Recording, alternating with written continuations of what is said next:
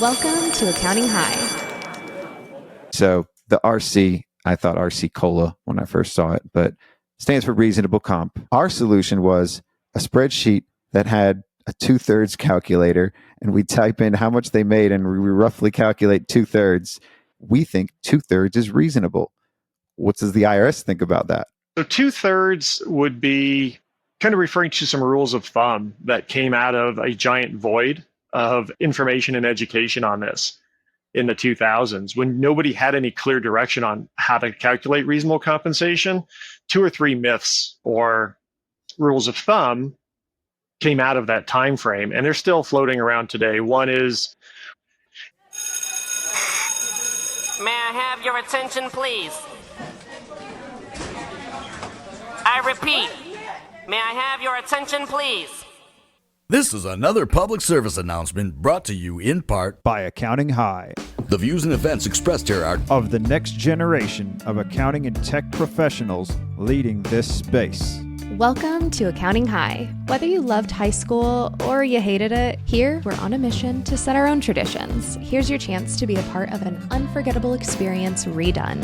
So sit back, relax, and open your mind because class is in session. Anything else?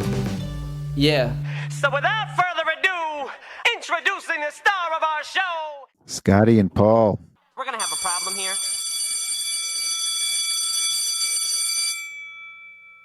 Hey yo, Paul, it's hit me when you get this message. Class is in session. I've got Paul on the line with me. Paul Hamann of RCR Reports. Paul, thank you for joining our students today. yeah, of course. Thanks for having me on. I've been looking forward to this. This is tech time today. We're recording this today with in mind. We're going to talk about tech, but we're also going to talk about reasonable comp and how those two might be related. You may not think so, but you also may not think your clients might be better off not being a CEO. And we'll figure out how to answer that question. Your clients may be better off tax-wise by not being a CEO, and Paul's here to tell us why. Paul, thank you. Yeah, of course. So, tell me, how did you get started into this accounting tech space? It started in the late 2000s. I was spending most of my time and career in executive search and compensation. I think it was 08, 09, somewhere in that time frame. I got pulled into a project, very specialized project called reasonable compensation. And that led to a series of frustrations and some other challenges because I was tasked to figuring out what reasonable compensation would be for an S Corp. And it was incredibly difficult and challenging. It took 2 to 3 days, and I would typically charge for a study probably somewhere between $2,000 and $3,000. The frustration was that at the end of that time frame, not only was it expensive for the accountant or the S Corp owner who commissioned the project, but the data and some of the conclusions were not well supported. So I have a very entrepreneurial mindset, and I began looking into this, and that was really the inception for RC Reports. Let's kind of back up to the actual code of the IRS and what you're trying to back up, because what is reasonable comp? For our listeners that do taxes, for me, for our firm, I don't really think I have a clear definition of what is reasonable comp. Can you answer that? Absolutely. I'm going to share 2 definitions with you. The actual IRS definition. Reasonable compensation is the value that would ordinarily be paid for like services by like enterprises under like circumstances. For most accountants, that's going to be fairly clear, I think. But when you're explaining it to your clients, that's not a great way to explain it to them. Typically, what I suggest is... Can I tell you what we say? Sure. So we tell our clients, what would you pay somebody else to do what you do? As it is now. So it's very hard to define for an owner because the owner could be doing many different things. So we have to get them to compartmentalize. If you replaced this aspect of your role and this aspect of your role, all of those things you're going to pay somebody else to do. What would you pay them? That's reasonable. Yep, you are spot on. We just refer to that as your replacement cost for all the different services you provide. Right. And it's hard, though, because of the fact that owners tend to take a lot on their plate. So they may be doing a lot of different things that they wouldn't be able to quantify. So myself, in particular, I have got myself out of almost every aspect of the firm. Do I even need to pay myself a salary? And that's typically what a client would ask. And the way I could answer it is there anything else that they need to replace you with, or is it fully operational without you? And if it's fully operational without them and they're not needed for anything, do they need to take a salary? No, the answer at that point in time would be no, because they're no longer a shareholder employee. They've just moved into the category of shareholder. Okay, good, because I don't take a salary for anybody that's listening. But I've had some pushback. I've mentioned this. I've talked about this in different circles, and people have told me that I still need to take a salary being the sole owner. I don't know if that's the case, but I'm not going to quote this during an audit or anything if I do get audited for not taking a salary. My wife is also part owner and she still gets a salary, although she doesn't do anything for that salary in the business. She still gets it being part owner, and sort of like, I don't know, the way we structure it, it's sort of like an allowance. I don't know what you want to call it, but is that even right? And she's also an S Corp owner. She still gets a K1 and everything. Yeah, so the way the IRS defines who's responsible or who is required to take reasonable compensation is if you perform services for the S Corp. No services, it's not required. So it doesn't sound like from what you shared with me that either one of you would be required. Okay. So if performing services. So then tell me, how did this lead to you trying to find a solution to this? Because our solution was a spreadsheet that had a 2/3 calculator, and we type in how much they made and we roughly calculate 2/3. Because if we can't clearly define everything that owner's doing, and they're doing a lot of different things, we think 2/3 is reasonable. What does the IRS think about that? So 2/3 would be kind of referring to some rules of thumb that came out of a giant void of information and education on this in the 2000s, when nobody had any clear direction on how to calculate reasonable compensation. 2 or 3 myths or rules of thumb came out of that time frame, and they're still floating around today. One is what we call the 50-50, which is splitting reasonable compensation and distributions 50-50. One is taking the Social Security max, which is the safe harbor. And then another one is setting reasonable comp as an approximation of like sales or net revenue. Like a commission type thing. Yeah, exactly. So all 3 of those were pretty common, but all 3 of those are not recognized by the IRS. Really what they're looking for is comparability data. If you had to go out and replace yourself in your company, what would you have to hire that person? And so most of that direction comes to us through the courts. So the IRS says they want this, but then we look to the courts to see how. And so we see that in a number of court cases, which is that comparability data. So they're basically just looking at job comps for that role. And okay, I mean, because that's also, in all fairness, that's kind of what we do for a lot of things in our profession. We kind of look at last year or look at how things have been done in the past and trying to model off of that. And that's fair enough as far as reasonable comp. So tell me, how did you go out to solve that problem? So you can I Google did to find out what everybody's making, right? Like, I guess, yeah, I interrupted, but No, you're spot on. I was going to say the first thing I did back in the 2000s is I Googled it. What should a business owner be paid, or an S Corp owner? There weren't any real clear answers. There were some of these rules of thumb that I just shared with you, but no real clear answer, which is why when I started doing these studies on my own, I would interview a business owner and I would literally break down all the things they do, all the different hats they would wear, and apportion that time out, find comp, build that compensation study back together by blending and adding all those jobs back together. And that's what I was doing in the early days, but it was incredibly expensive and time consuming. There wasn't anybody who was just kind of offering that. And if you simply Google, what does a business owner make? Good luck. There is really no number out there because every business owner is different.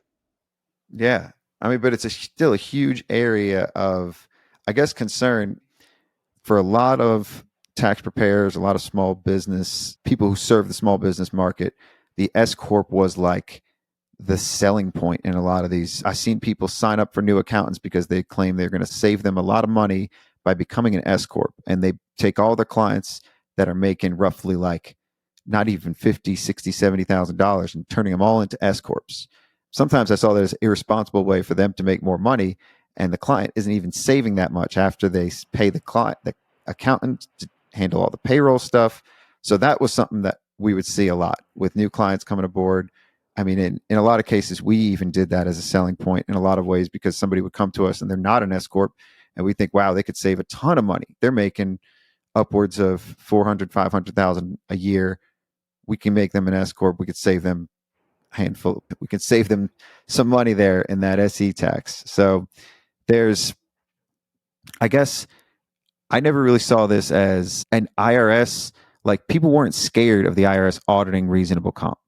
So why go into this and why try to solve this one problem when it's not rampant? Like, well, I'm not seeing all kinds of reasonable comp audits at all. And that was something that we talked about when I first met you. Like, what's the draw here for somebody to want to tighten up all of their clients' reasonable compensation if they're not nobody's getting audited? Right. So the IRS attention to this issue has definitely been a roller coaster. It's had its ups or downs. The reason I got into it in the late 2000s is they had a huge initiative back then. They set up a compliance initiative project. And so I was pulled in because people were getting hit with reasonable comp challenges. Okay. When the IRS started losing its funding, having some PR problems, that peak ended and it dove down, and we didn't see as many reasonable comp challenges. That trend is reversed starting in about 2018, 2019. It's been on the increase again. What's interesting is that if you haven't seen any, you're not typically worried about them. But if you have seen them, or you know people that have, they're incredibly expensive and time consuming. And one of the phrases you'll hear me say is, nobody ever gets hit by the bus they see coming. That's what everybody says until they have a reasonable compensation challenge, right? And I've never had one until you do. You don't see the bus coming. So tell me, what makes these reasonable comp audits so expensive and time consuming? So in a typical scenario, the business owner won't have any kind of backup or clarification as to how he came up with his reasonable comp figure, or he used a rule of thumb such as 50-50. So the examiner may ask about reasonable compensation from a few different directions. It could be straight on, this is a reasonable compensation challenge. How did you come up with $24,000? Right? It's $2,000 a month. My accountant suggested it. Okay. The examiner is going to go back to having a general idea of maybe what you do for your company. No surprise, that number typically comes in somewhere near the Social Security maximum, just what I've seen. And so now you're looking at having distributions between those two amounts recharacterized as wages. So you're paying taxes, penalty, and interest on that amount. And that's generally about 2.5 times whatever the original tax on that amount would be. Because of the penalties, because of the late amendment, all that. Oh, wow. Yep. Okay. Yeah, I've seen this happen on a state level. Typically, it's workers' compensation audits, and they will poke their nose into the federal and they will say, well, this is not reasonable. I've had that happen twice. And they say they're going to send a letter in to the IRS, or they say they're going to send something to notify it, or they're going to keep an eye on it. But really, there's not much that they can do on that state level. And I could only imagine on a federal level how this could impact the accounting firm that told their client to take this salary, and then the auditor decides to turn on to the firm and say, well, did you do this to all your other clients too? Have you seen that happen?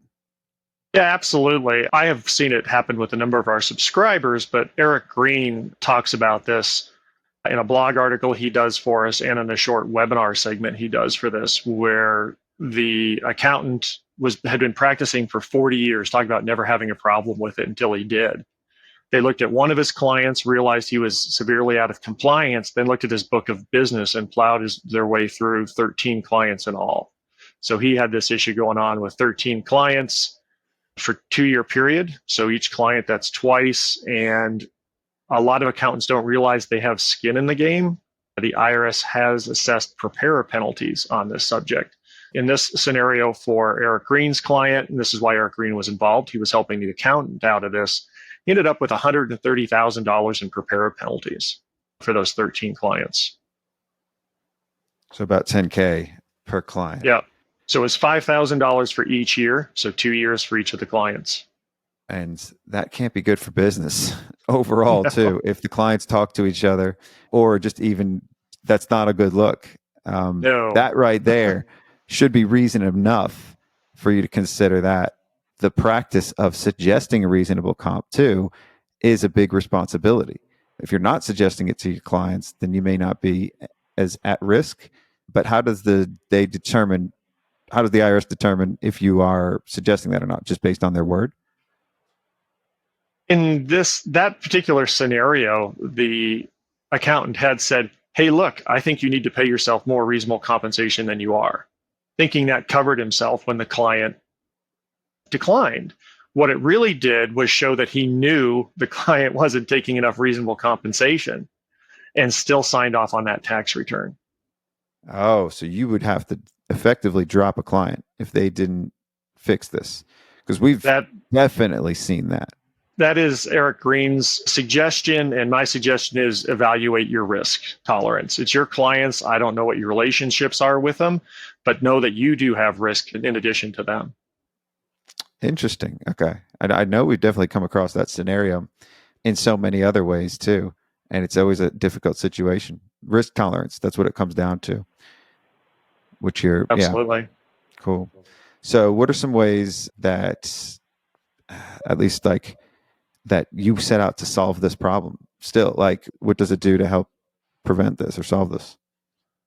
A few things that you've already touched on. One, we are an independent voice, and we have a very, very good reputation and track record with the IRS. And what I mean by that is when the IRS sees one of our reports, they've seen a lot of these over the 10 years we've been in business. And so they know we're not trying to drive a number up or down. We're trying to give you that replacement cost figure. So effectively, as the tax advisor, you're not suggesting the number, right? You're suggesting a solution, which is RC reports, but our report is what is that independent third-party voice to that figure. And when we developed RC reports, we developed what we called the multiple hats approach, which is taking all the different hats the business owner wears and then separating them out and building it into a single reasonable compensation figure. It was really fun to see a couple of years later the IRS kind of memorialize that approach. That's one of three approaches that the IRS will typically use in their internal job aid called the cost approach, which is what we also call it now. It's kind of the universal language for kind of that multiple hats approach. Do they suggest a subject that's being audited use this? Like, is this one of those things in their toolkit to say, here's a resource to use to determine? You're talking about the examiners? Yeah. Yeah, absolutely. We've had examiners. I can think of a couple of instances in Florida where the examiners actually said, look, you guys go take a look at this. And typically what happens in a reactive scenario is we're the voice of reason, right? The Sure. business owner's way over here, the IRS is way over here. We're trying to bring people into some kind of a number where both sides can come to an agreement. Proactively, to our knowledge, we've had zero issues. If you do this proactively and put it in your files, you've basically done what the IRS has asked you to do. Yeah. So this reminds me of Biz Equity, which is a tool for valuations as that third party where you can key in all the data of the business, and then it gives you some unbiased valuation of the company. That's sort of what this is that intermediary where the accountant could use this tool with the client and show this to them. This is what you should be taking. And then they could rely on that too for their records, save it, boom. And what is it that you're doing? What is RCR reports doing that the accountant can't just do on Google? I would say probably the biggest two reasons to use RC reports versus Google. One, our wage database is exclusive. So it is about 2.5 times larger than what you're going to find no matter how much Googling you do. It's exclusive to us. The second, and I have many people who said I used to do this on a spreadsheet all the time. It would take me a minimum of 3 to 4 hours. It can take as long as a day or two if you're trying to find the information, and sometimes that information isn't even available. It's time. What is your time worth? When you can do this in 5 to 15 minutes versus, let's just say you can do it in 4 hours and not 2 days, still a massive time savings. And if we do it, we're the independent third party. If you're doing it, you're saying, hey, I own this number. I came up with it. Well, that's it right there. It's the time savings for somebody that wants to do it themselves versus using a tool. And I think that goes without saying for everything that we do. You could save a lot of time with tools and with tech and with other things, or you could do it yourself and be spending hours and hours at the office, more hours than you should be when you could be spending that at home. And what other types of use cases? So the RC, I thought RC Cola when I first saw it, but stands for reasonable comp, right? These are reasonable comp reports. Are there any other consultative opportunities for an accountant that's using this? Absolutely. You are now in my favorite part of any conversation about reasonable compensation. We are there if you get in trouble reactively. That's really where we came from inception wise.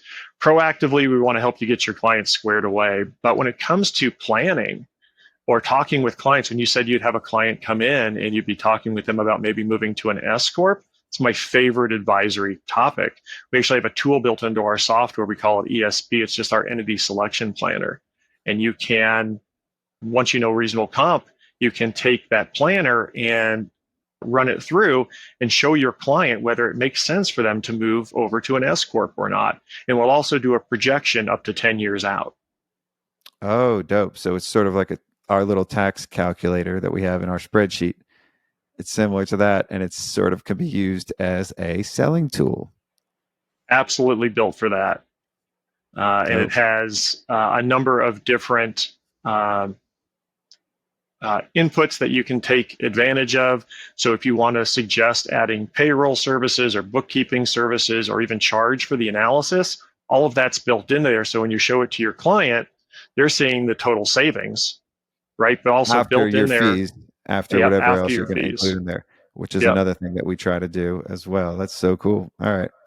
So then it turns into a proactive measure that you could use even initially when taking on clients during a sales process, or even after you've taken them on and during an initial console of session with a CPA, which we do. We'll take a client on and then we'll have the CPA look at it with them to see if they're going to benefit. This is a tool that the CPA could use during that session to show them the results, the reports. Yeah, absolutely. It produces a really nice deliverable. And a lot of our subscribers use it on what they call intake. We have a session with an advisor, whatever that is. But, maybe you charge for it, maybe you don't. It depends kind of where you are in bringing that client in. Well, you should be charging for everything. So, and if you're using a tool like this, you can charge for it because it looks a lot more professional. And it looks like, there's a little bit more. So how does this connect to all the other tools that we're using? So do we have to manually key everything in, or is it pulling data in from not TurboTax, but UltraTax or the other tax platforms? What's the inputs here? So the inputs are fairly minor, actually. So for the accountant, it's typically just your client's name and business name and their industry. And we have some other inputs that are optional if you want in there. But from that point forward, you can actually have your clients fill in the interview, right? They know what they're doing. They know what hats they're wearing for their business. So they can run through that interview. When that interview is done, RC Reports lets the accountant know. The accountant can pop in there, take a look. Great place to show value. You know how many small business owners select their CEO of their company? And when it's pointed out that a CEO does some pretty high level things and is one of the highest paid tasks in our database, it's why your client isn't necessarily a CEO. So that's why I should stop calling myself a CEO.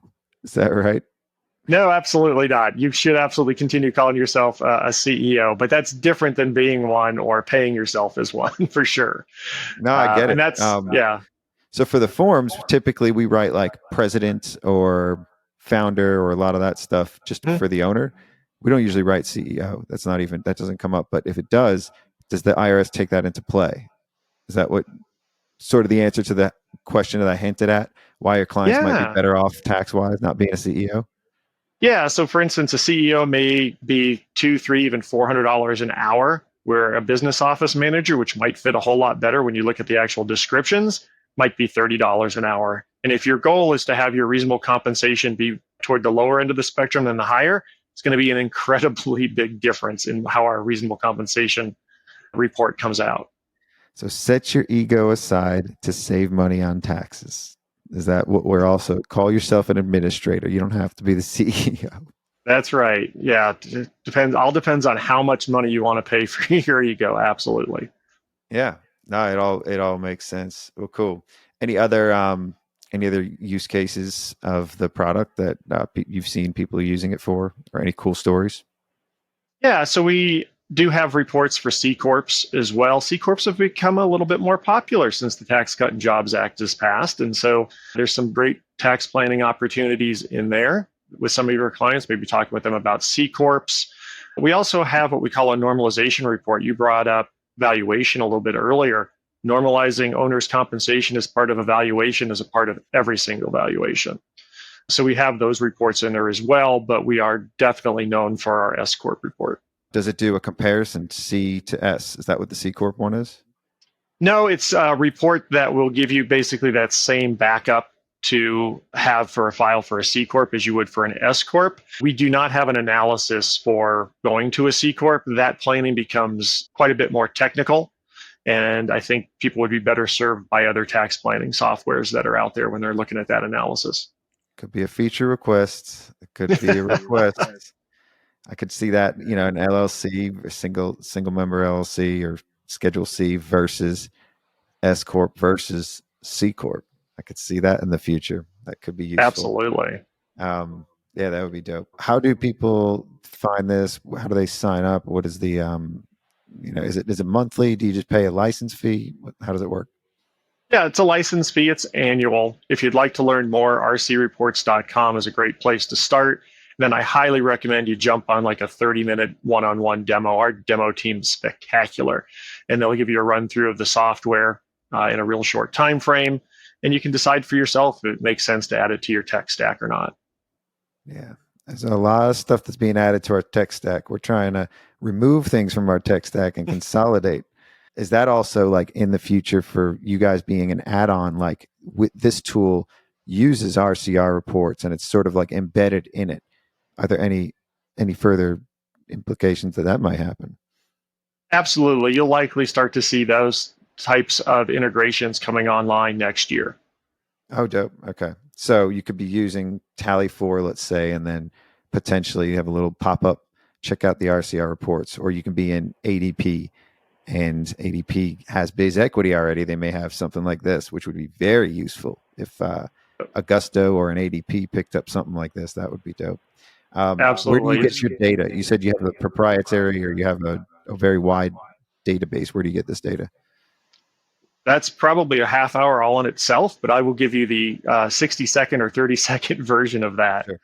So we have a team that's all they do is create our data sets. And so they start with credible surveys that are out there. So there's a lot of wage data out there that is not credible. And that's generally where people find themselves in trouble in court with the IRS. They take that data, and then that's kind of our proprietary process. They take that data and they turn it into usable data. It's just numbers in surveys. Our team gets a hold of it and turns it into data that is verifiable into a 90 to 95% confidence range. Interesting. So are they pulling it locally too, or is this, I guess this is a whole half hour that we would have to look into just that data? Yeah, so we run a couple of different data sets. So we have what we call a cross-industry data set that's typically used for the cost approach, which is most S Corps. And those numbers are local, state, and national. And then we run an industry-specific data set. This data set isn't as robust because that data is much, much harder to find in reliable quantities. But that data set's used for what we call our market approach or industry comparison approach. Yeah. Well, awesome. Well, Paul, appreciate you coming on. Thanks for joining us on this little tech time at Accounting High. And if you are interested in learning, rcrreports.com. Got it. You got the .com. All right, homies. Class dismissed. While you're here, don't forget to follow us on Spotify or subscribe on Apple Podcasts or wherever you may be listening to us right now so you don't miss out on any new episodes. Share this episode on social media, tagging us at Accounting High. And feel free to leave us a 5-star review letting us know how the school year is treating you.